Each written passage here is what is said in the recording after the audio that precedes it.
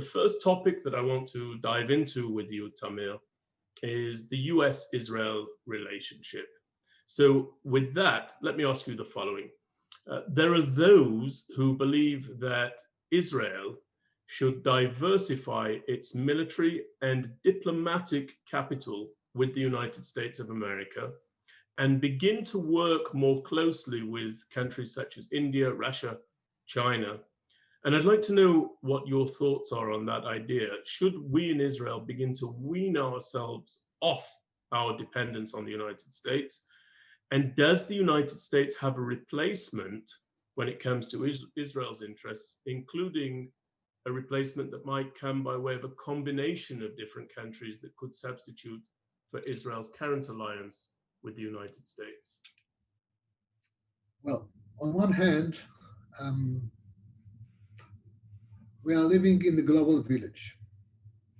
So it's quite natural that Israel will have a proper relationship with every country. And I hope in the near future, maybe even with Iran.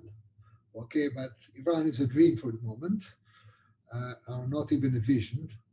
But so good relationship with every country on this planet is natural and important to any country, especially to a small place like Israel. That's on one hand. On the other hand, Israel is, as long as Israel would like to remain a democratic country, I think that the relationship with the United States and other democracies is more important and more essential as we are sharing, let's say, the common values. Okay, it doesn't say that we won't have a relation with other countries and other political systems. But if you're going to ask me what I do prefer having good relationship, and good and an alliance with those democracies that, as I said, we share the same values.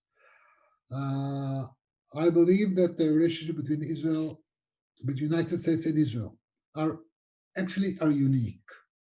Okay.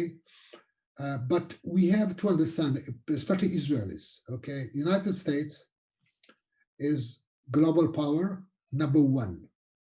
Israel is a small place. United States has their own interest, global interest, in every corner of the world.